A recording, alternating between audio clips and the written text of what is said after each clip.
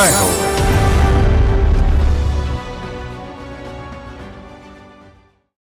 జీవన పోరాటంలో బహుదూరపు బాటసారులైన బిడ్డలు, మలిసంధ్యలో కష్టాల కడిలిలో కన్నవారు, నిరాశ్రయులై మౌన వేదనతో గడిపే నిస్సహాయులు, వయోవృద్ధులు. వారి దయనీయ స్థితి ముంబైలో సంఘసేవిక యోజనా ఘరత్ను కదిలించింది.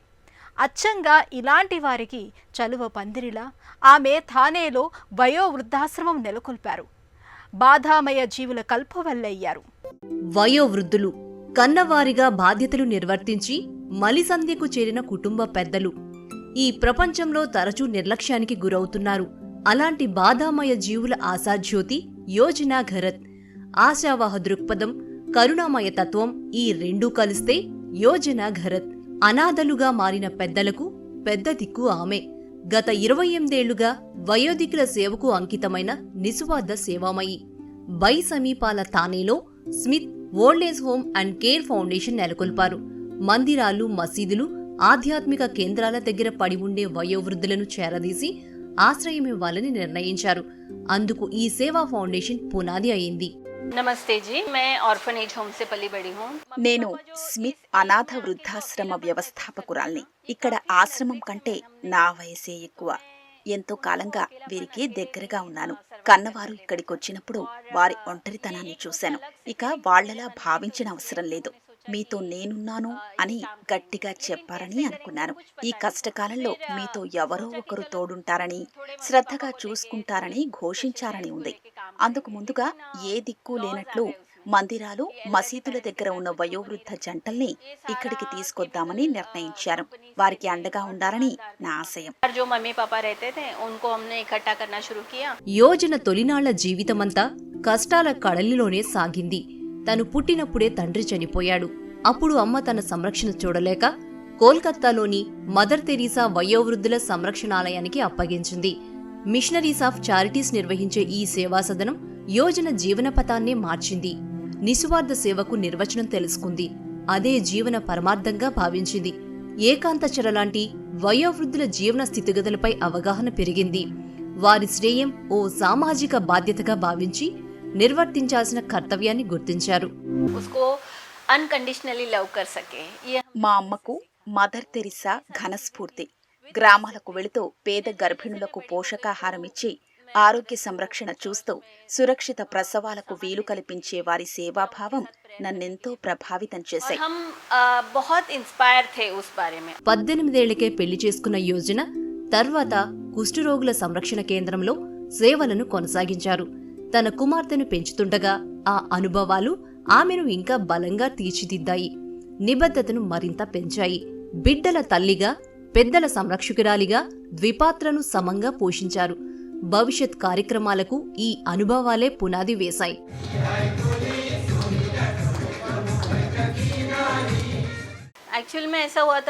నా కుమార్తెలు ఎదిగొస్తున్నప్పుడు వారికి నా అవసరం ఉంటుంది, నాకు తెలుసు. కానీ ఏం చేస్తాం? దురదృష్టమేమిటంటే అదే సమయంలో నా సంరక్షణలో ఉన్న వయోవృద్ధులు తమ జీవితంలో చివరి దశలో గడుపుతున్నారు. నేను ఆ సమయంలో పెద్దల బాధ్యత చూసుకుంటూనే ఏడాది వయసున్న నా కుమార్తెను బాత్రూం దగ్గర ఉంచాను. వస్తూ పోతూ బిడ్డను చూస్తూ ఉండేదాన్ని. నా కుమార్తెలకు నేనొక్కటే చెప్పదలుచుకున్నాను. బంగారు తల్లులు, మిమ్మల్ని సరిగ్గా చూడలేదని మీరు భావిస్తే నన్ను క్షమించండి. నిజానికి మీరంటే ఎంత ప్రేమో నా మనస్సాక్షికే తెలుసు.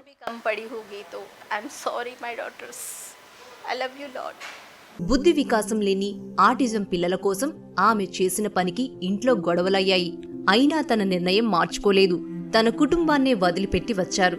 తానే దగ్గర బోయిసర్లో ఆశ్రమం పెట్టారు. కుటుంబం దూరమైంది. కొంతకాలం కూతుళ్లు ఆమెకు దూరంగా ఉన్నారు. అయినా యోజనది అచంచల స్వభావం, అంకిత భావం, తల్లి త్యాగాలు, సేవాభావం చూసి చివరికి కుమార్తెలు మనసు మార్చుకుని ఆమెకు అండగా నిలిచారు. जैसे जैसे एरिया बदलते गया वैसे वैसे हमारी सेवाएं भी बदलती गई. సేవలు అందించేందుకు వివిధ ప్రాంతాలకు వెళ్లినప్పుడు మా సేవలు విస్తరించాయి. సమీపంలోని పాన్వెల్లో పేరెంట్స్ దయనీయ స్థితి కదిలించింది.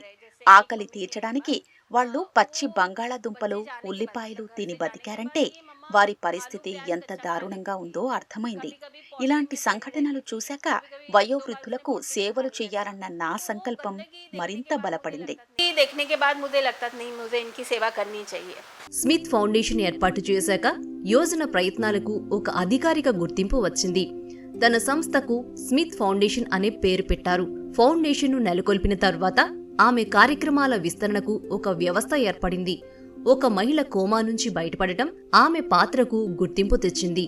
ఈ కృషికి గుర్తింపుగా యోజనకు మదర్ తెరీసా పురస్కారం లభించింది. देखिए समाज से सबसे पहली बात यह है कि गवर्नमेंट ఓ 5 ఎకరాలు ఇవ్వండి, వయోవృద్ధుల ఆశ్రమానికి శాశ్వత భవనాలు కట్టుకుంటాం అని తరచూ ప్రభుత్వాన్ని అడుగుతూనే ఉన్నాం.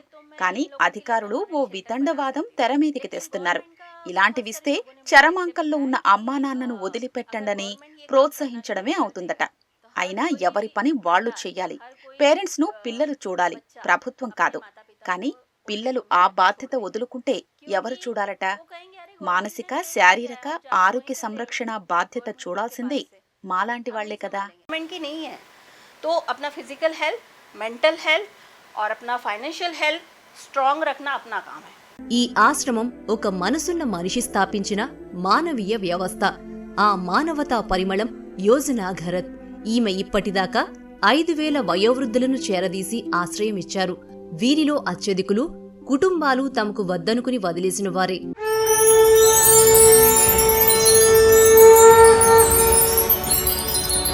జై హో.